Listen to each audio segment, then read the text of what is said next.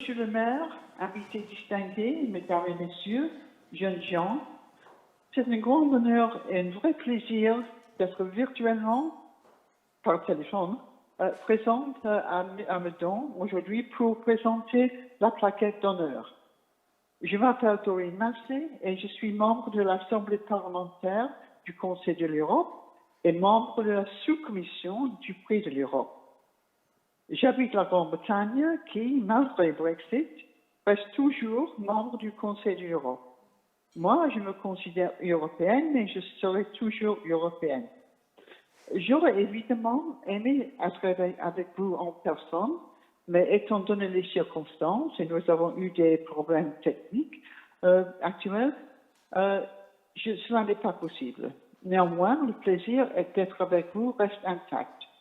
Je tiens à adresser mes salutations et félicitations les plus chaleureuses au maire de Meudon qui reçoit aujourd'hui la plaquette d'honneur à tous les citoyens et citoyennes de Meudon. J'attends le plaisir d'entendre d'autres discours et j'attends avec plaisir les interventions. En 1980, votre ville a reçu le drapeau d'honneur. Je suis ravie de constater qu'après toutes ces années, votre ville a reçu la plaquette d'honneur.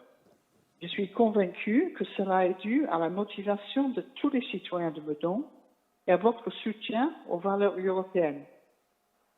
La plaquette d'honneur est l'une des récompenses du Prix de l'Europe créée par l'Assemblée parlementaire.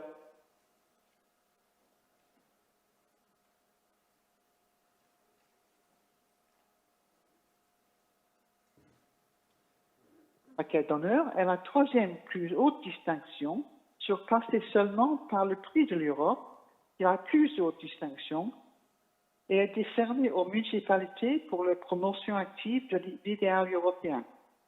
Le Conseil de l'Europe apprécie l'engagement européen des dirigeants de votre ville et de vos villes jumelles. Et je suis particulièrement impressionné par vos efforts exemplaires qui ont conduit votre ville à recevoir ce troisième niveau de distinction. Permettez-moi maintenant de dire quelques mots sur le Conseil de l'Europe qui confère cette distinction à votre ville et que j'ai l'honneur de représenter ici aujourd'hui.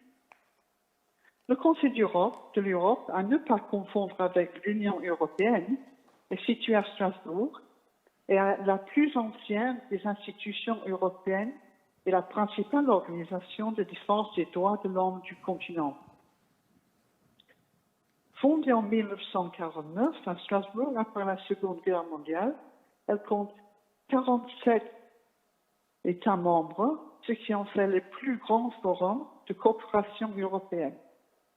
C'est la seule organisation européenne et politique qui couvre presque tout le continent et c'est la seule organisation qui protège et promeut les droits de l'homme, la démocratie et l'état de droit, accomplissant cette tâche pleinement, efficacement. En particulier, le Conseil de l'Europe opère à travers les gouvernements représentés au comité des ministres et les parlements nationaux représentés à son assemblée parlementaire. C'est l'assemblée parlementaire que je représente aujourd'hui. C'est donc au nom des 45 et 47 États membres du Conseil de l'Europe, qui comptent plus de 800 millions d'habitants, que je voudrais vous adresser mes plus sincères et chaleureuses félicitations, ainsi qu'à tous les citoyens de Meudon. Permettez-moi de dire quelques mots sur votre municipalité que j'admire beaucoup. Je sais que Meudon compte 6 jumelages actifs, dont 5 avec des villes européennes.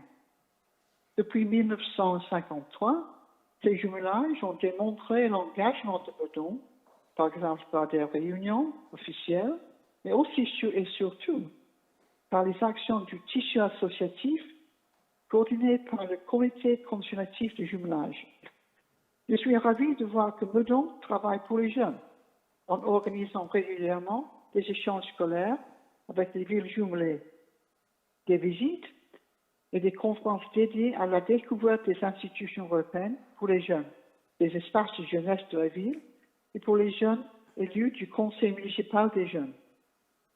Je voudrais également évoquer la création de Club Europe dans 3 établissements secondaires de la ville. pour promouvoir l'éducation européenne et à sensibiliser les jeunes aux enjeux européens. Bravo pour ce projet qui s'est concrétisé et qui montre le dynamisme de Meudon. Permettez-moi de dire quelques mots personnels. Personnellement, je m'intéresse beaucoup à la participation des jeunes dans la politique et en fait, j'ai commencé une initiative dans l'Assemblée de l'Europe qui encourage cette participation. Toutes vos activités dont je viens de parler ont permis à votre ville d'obtenir la plaquette d'honneur. Je me réjouis de présenter cette distinction honorable. En tant que membre de l'Assemblée parlementaire, je vous exhorte à poursuivre vos efforts. Monsieur le maire, je vous encourage vivement à développer davantage vos activités européennes, en particulier pour les jeunes.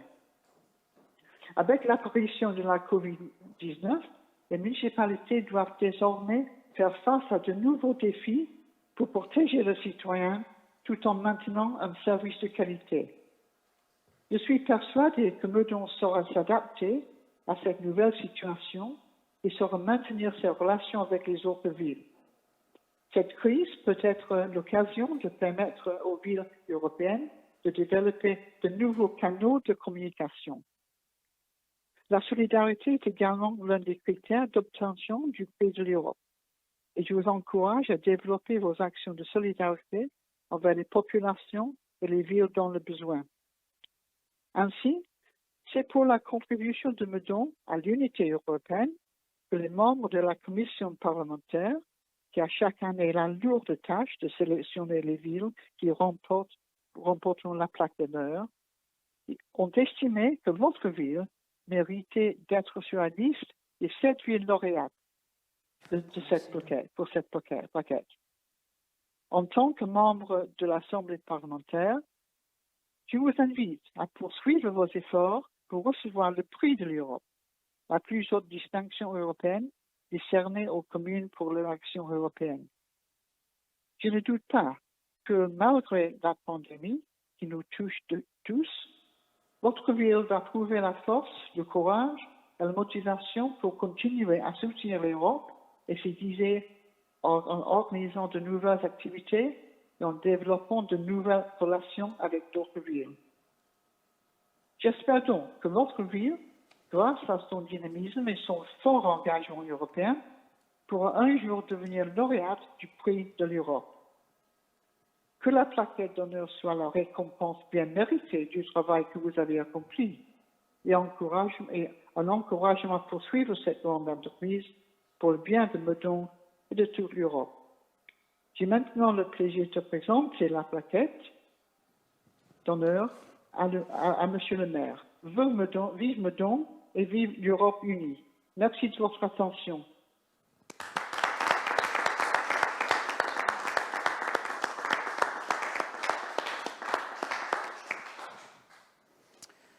Your Ladyship Baroness Doreen Massey, British Member of the Parliamentary Assembly of the Council of Europe, Monsieur le député, président du groupe ADLE du Conseil de l'Europe, Monsieur le sénateur, maire honoraire, président du groupe d'amitié France-Italie, qui est avec nous par la pensée, Monsieur le bourgmestre de Woluwe-Saint-Lambert, cher Olivier Minguin, qui nous adressera quelques mots tout à l'heure, mes chers collègues, Mesdames et Messieurs, les présidents, présidentes d'associations de jumelage qui nous font l'amitié de nous entourer et que vous pouvez voir derrière moi à l'image. Mesdames et Messieurs, chers jeunes du CMJ, Your Ladyship, je voulais d'abord vous remercier très sincèrement d'être avec nous ce matin. Je voulais bien sûr, au nom de la ville de Meudon, vous remercier pour cette plaquette d'honneur du Conseil de l'Europe que nous avons reçue, que je vais essayer de mettre dans le champ de la caméra, voilà, pour attester que nous l'avons bien reçue de votre part. Et je voulais bien sûr vous en remercier chaleureusement. Vous remercier aussi chaleureusement pour cette profession de foi européenne que vous venez de nous délivrer. Vous remercier chaleureusement également de ces mots que vous avez tenu à prononcer en français pour nous. Et vous dire, je crois, au nom de toutes et tous, ce matin, combien nous sommes sensibles aussi au symbole que cette plaquette nous soit remise par une citoyenne, bien sûr, britannique, en ce contexte particulier. Et c'est vraiment un symbole auquel nous sommes particulièrement sensibles. Et aussi, bien sûr, dans le cadre des propos que vous avez bien voulu nous adresser. Je vous remercie, comme je l'ai dit, pour la présence nombreuse, même si elle est limitée par, bien sûr, vous l'avez dit vous-même, le caractère sanitaire du contexte qui nous prive d'une assemblée encore plus nombreuse, mais nous avons souhaité, bien sûr, associer le plus largement possible par les moyens électroniques qui sont à notre disposition, comme le veut cette cérémonie de remise d'honneur. C'est la reconnaissance d'un travail de longue haleine qui a traversé pendant plus d'un demi-siècle toutes les mandatures de la ville de Meudon. Une même conviction m'anime et animait mes prédécesseurs. Nous, Européens, partageons un héritage et un avenir commun.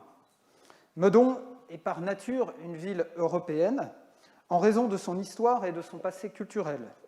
Beaucoup d'artistes, de scientifiques, d'écrivains ont par le passé choisi Meudon comme lieu de vie pour s'y ressourcer, pour y travailler. Citons pêle-mêle Richard Wagner, Milan Stefanik, que nous fêtions encore récemment, le peintre britannique Frank Boggs, Zoé Oldenburg, Rainer Maria Rilke, par exemple. La ville de Meudon concrétise très tôt cette amitié au travers de ses jumelages. Tout commence en 1953 avec la ville allemande de Zelle.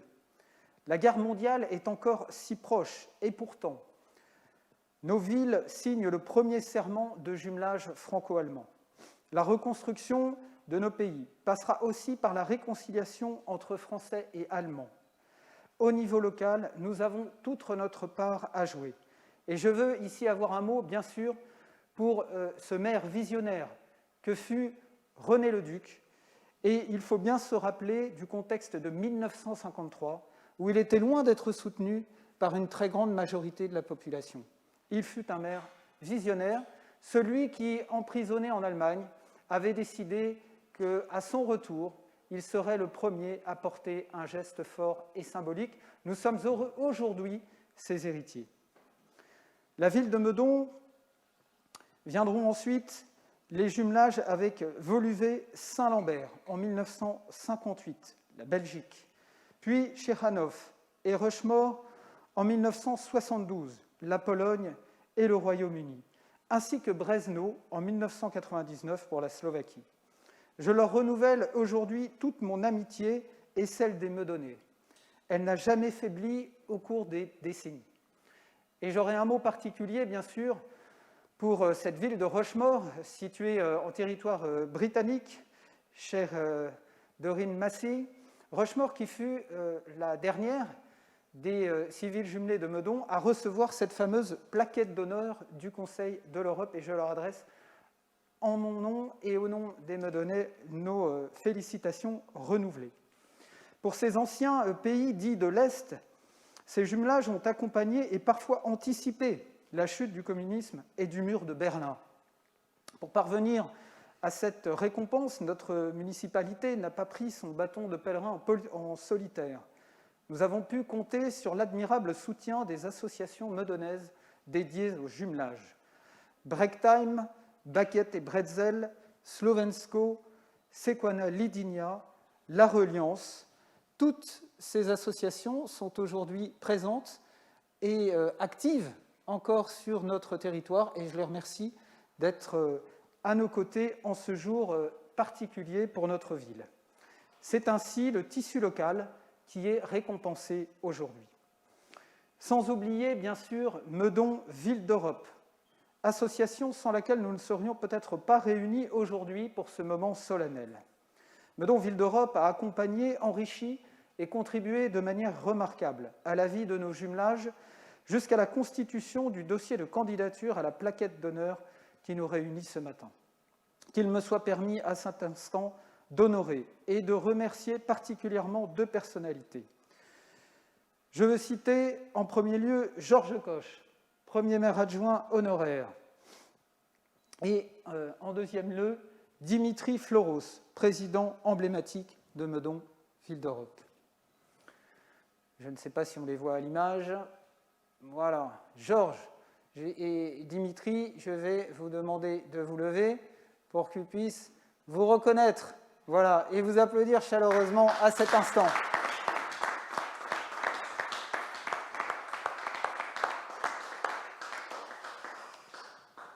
Prenons encore plus de recul et je suis fier de cette coexistence des communautés au sein de notre ville. De la communauté russe, qui dispose encore de 2 églises à Meudon, à celle venue d'Arménie, dont les pays d'origine sont membres du Conseil de l'Europe.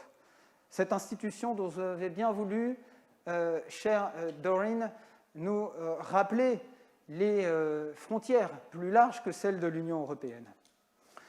Je veux aussi rappeler et citer notre jumelage avec la ville de Maskéret-Batia en Israël, pays observateur auprès de l'Assemblée parlementaire du Conseil de l'Europe, en partenariat avec son association culturelle du plateau. Nous aurons toujours à cœur de permettre ce dialogue interculturel et, comme vous le souhaitez, chère Doreen, d'y associer les jeunes le plus largement possible.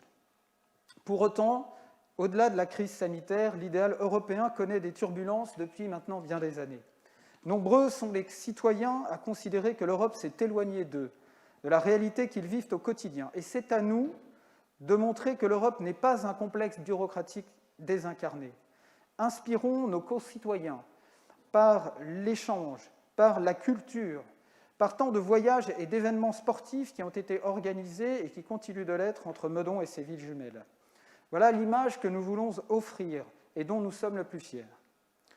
Certes, l'épidémie plombe cette dynamique pour l'heure, mais nous tâcherons à notre échelle locale d'entretenir cette flamme et surtout de la raviver dans les mois et années qui viennent. Dès maintenant, notre ville pavoisera aux couleurs européennes. Nos médiathèques, nos librairies mettront en avant des livres, essais et bandes dessinées sur le thème de l'Europe et des jumelages. À partir du 19 mai et à la réouverture des cinémas, nous valoriserons les films venus des pays d'Europe. Plusieurs expositions en plein air compléteront ce dispositif avec des massifs de fleurs aux couleurs de l'Europe à travers toute la commune. Nous inaugurerons enfin un panneau de jumelage d'entrée de ville à Meudon-la-Forêt. Chère Doreen, ce lien entre cités s'avère plus crucial que jamais dans le maintien de l'idéal européen. Faire table rase du passé belliqueux et valoriser ce qui nous unira plutôt que ce qui nous a divisés, voilà l'Europe fraternelle à laquelle je crois et je me rattache. Je vous remercie.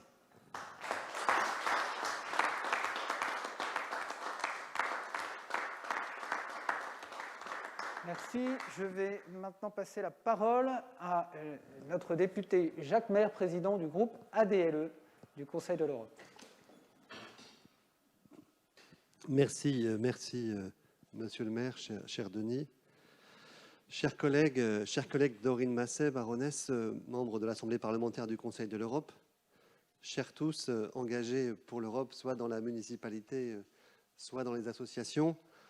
D'abord, je voudrais dire à quel point moi je suis fier, comme me donnait depuis maintenant une vingtaine d'années, d'avoir perçu l'engagement européen de Meudon de façon constante, à tous les moments, y compris certains moments critiques. Engagement qui existe depuis la guerre et qui remonte effectivement, comme tu l'as dit, cher Denis, à René Leduc. Engagement qui constituait une prise de risque et qui a permis tout au long de ces 70 ans de construire des institutions fortes qui résistent, même quand aujourd'hui on est face à des crises nationalistes, et qui remettent en cause par moments le sentiment européen. Et je suis très impressionné de ce qu'est votre programme de municipalité pour effectivement illustrer ce mois de l'Europe. J'aimerais bien que des choses pareilles se passent dans toute la France. Petite réflexion personnelle, j'ai moi-même vécu dans plusieurs pays d'Europe, certains en paix, la Belgique, la Hongrie, certains en guerre, en période de guerre. Et je peux vous dire, contrairement à ce que croient les Français, qu'un Européen, ce n'est pas un Français qui parle une langue étrangère. Un Européen, c'est quelqu'un qui partage avec nous un continent, une histoire, mais qui a ses propres valeurs, qui a sa propre culture, qui a son caractère particulier. Et effectivement, au moment où certains construisent des murs, c'est très important que vous construisiez des ponts comme vous le faites avec les villes jumelles, de façon à ce qu'on se comprenne, qu'on puisse comprendre l'autre, vivre ensemble et vivre la paix. Et ces ponts que vous construisez, ils sont importants. Cette Europe, elle n'est pas acquise. Et je vais vous dire à quel point elle a besoin d'être nourrie par des valeurs communes. Baroness Massel a dit, le Conseil de l'Europe a en charge 3 valeurs essentielles, sur lesquelles je voudrais revenir quelques instants. L'état de droit, la démocratie et les droits de l'homme. À quoi servons-nous, concrètement? Je vais vous donner quelques exemples de ces derniers mois qui permettent d'illustrer très concrètement ce qui est important à défendre comme valeur pour que l'Europe puisse continuer à être Europe.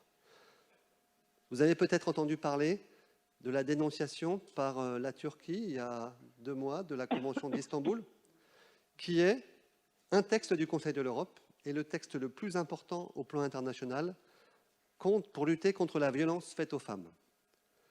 La Turquie, la Hongrie, la Pologne veulent en sortir, nous la défendons, et nous sommes en train d'organiser une vague de ratification pour que plusieurs autres pays, des Européens et des non-Européens, puissent la rejoindre. Nous adaptons aussi ce cadre juridique aux nouveaux défis, comme c'est le cas par exemple comme la crise du Covid. Vous savez très bien que la crise du Covid a plutôt tendance à affaiblir la démocratie, à créer des difficultés, des discriminations entre pays, entre individus. Eh bien, par exemple, nous proposons aujourd'hui un cadre juridique pour les passeports sanitaires dans le cadre du Covid, pour qu'ils soient accessibles à tous ceux qui le souhaitent, pour qu'ils respectent nos droits à la vie privée et que, par exemple, qu'ils ne puissent être l'objet d'un nouveau trafic mafieux. Si jamais on y va chacun de son côté, on est sûr qu'on aura pas ces résultats de la même façon. Nous répondons aussi aux innovations technologiques quand elles défient quelque part soit le bon sens, soit la liberté humaine. Peut-être avez-vous entendu parler des robots tueurs, ces dispositifs militaires, des drones et autres, qui, de façon automatique, peuvent déshumaniser, entre guillemets, la guerre, et donner lieu à des massacres par de l'intelligence artificielle. Eh bien, je pense que nous sommes les premiers à offrir un cadre de discussion pour définir quelles sont les normes possibles pour une guerre qui respecte le droit international et le droit humanitaire. Nous défendons aussi les citoyens quand les États menacent leurs droits. C'était le cas, c'est encore le cas aujourd'hui avec la situation des prisonniers de guerre en Azerbaïdjan, arméniens, pour lequel nous investissons avec des missions sur place. Et puis, c'est un cas sur lequel je voudrais dire 2 mots, celui par exemple de l'opposant russe Alexeï Navalny, qui semblerait avoir fait l'objet d'une tentative d'empoisonnement et qui est en prison sur la base d'un jugement politique de la part de la Russie. J'ai été nommé rapporteur par l'Assemblée pour défendre Navalny, à la fois sur la question de son empoisonnement et sur la question de son arrestation. Cela m'a personnellement impacté, comme d'autres, puisque j'ai été sanctionné par le Kremlin il y a 8 jours. Mais l'important, c'est l'action. Aujourd'hui, ce que fait le Conseil de l'Europe, c'est la seule procédure juridique internationale contraignante à laquelle Navalny puisse avoir recours, avec évidemment l'Assemblée, le Comité des ministres et la Cour européenne des droits de l'homme. Et évidemment, ce que nous faisons pour Navalny, nous ne le faisons pas spécialement pour Navalny, nous le faisons pour des milliers d'autres personnes menacées dans leurs droits. Voilà très concrètement ce que nous faisons au Conseil de l'Europe et à l'Assemblée parlementaire. Nous agissons pour que l'Europe demeure un continent de paix, de démocratie. Nos parents qui ont connu la guerre ont construit ces institutions. À nous de faire vivre cet héritage. Je vous remercie.